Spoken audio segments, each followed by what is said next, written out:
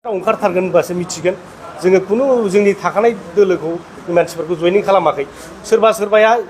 थाखानाय मानसिफ्रा जयेन जादों ओरैबादि जादों थारमाने बिसोरो थांनाय बारनि एमएलए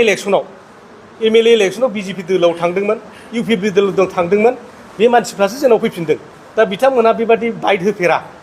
बेबादि माबायाव मिडियायाव बाइट होफेरा ओंखायनो बुंनायाव गोनो गोथो जादोंमोन ओंखायनो बुंदों बिथांमोना मैं आगते बिपिओ आसिलु बिपिओ आइसु होननाय खारना बे माने बिसोरो बै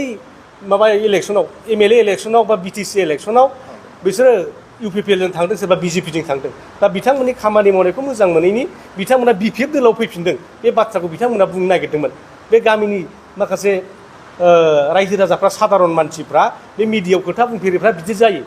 जों बुंबाय थाग्राफ्रानो गोनो गोथो जायो आरो बिसोरलाय बेबादि मिडियायाव गसंनानै बुंगोन बेथ' बिराद गोब्राब खोथा बिथांनि थाखाय दा राजु नार्जारि मानाव गेदेर बिथाङा बिदि नाटक माटक होनलाबायदों बिथांमोना फोथाराव ओंखारबासो बुजिगोन दा दिनै बिथांमोनहा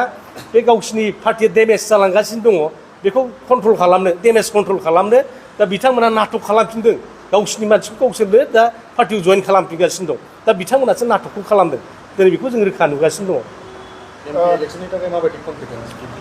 बिपिएफआ दिनै एमपि इलेक्शननि थाखाय जों फुल कनफिडेन्स जोङो क'क्राझार आरो दरं अलालुलि समस्ति मोननैयाव केन्डिडेट होगोन बेहाय जोङो रावजोंबो एलायन्सआव गैया किन्तु सोरबा पार्टिया जोंखौ हेफाजाब होनो फैयोब्ला जों बेखौ ना होननाय नङा बेवहाय बिदि होननानै सोरजोंबा जों रायलायदों मादोंबो बिदिबो गैया किन्तु सोरबा मदद होनो फैयोबाथ' बेखौ लाखानांगोन नोङो मदद होनो फैयोबा जों लागोन किन्तु केन्डिडेटआ बिपिएफनिनो जाजोबगोन मोननैबो समस्तियाव दा बे स्पस्ट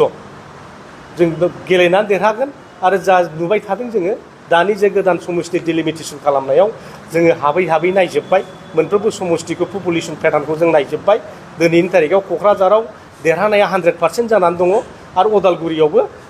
दिनैनि दिनाव 80% जानानै दङ हयथ' बे 6 मासाव बेबो 100% जाहैगोन जों बेखौ स्पस्ट बुंनो हायो जिहेतु गफुर आरो बिश्वनाथजों सानजाफारिया सिमा बारायनाया सावरायनाया सोलिगासिनो बे समाव जुदि सिमाया आबुङै बारायमारोब्ला बिपिएफ दोलो हिसाबै राजखान्थिनि फिउचार राजखान्थिनि बेखौ माबायदि जागोन होनना सानो दा बेवहाय सिमा बारायनायाव जोंहा बुंनांगौ गैया बिपिएफ दोलोआ बे स्पस्ट बुंदों सिमा बारायनायाव जोंहा बुंनांगौ गैया किन्तु सिमा बारायनायनि उनाव सिमा बारायनानै जाहाथे बे सेटेलाइट मडआव जाया बिनि कन्टिगिउटिया जाहाथे थायो दिनै 41टा भिलेजेसखौ दिनै इनक्लुड खालामदों दा बिनि मेपआ बोरै जागोन दा बे कन्टिगिउटि थागोन ना थाया लामाल' लांनानै ना बोरै खेबसेनो ओरैहाय माबा जनानै बैयावल' थख' जायोबाबोथ' सेटेलाइट जानोसै दा सेटेलाइट जानाय लोगो लोगो मा जागोन नोंनि बे बिटिसिनि 6 सिडुलनि जेनाखि मर्यादा बिनि स्टेजआ अट'मेटिक बायलांगोन होमबा 41टा गामि सोदेरनानै नोंनि बिटिसिनि 6 सिडुल मर्यादाखौ सिफायोबा ना बिटिसिनि रायजो राजानो लाब जागोन ना बिथांमोनानो गफुरनि रायजो राजाफ्रानो लाब जागोन ना जोंनि समग्र बर' जाथिया लाब जागोन दिनै बेखौ बयबो सिन्था खालामबानो मोनो दा दिनै सोबाय थादों होनदों दाबो गेजेर नटिफिकेसनानो ओंखाराखै गभर्नरनि नटिस ओंखारनांगोन बेवहाय मेपआ बोरै खालामनो नागिरदों कन्टिगिउटि जाथारनांगोन कन्टिगिउटि जायाबा मानिनानै लाब गैया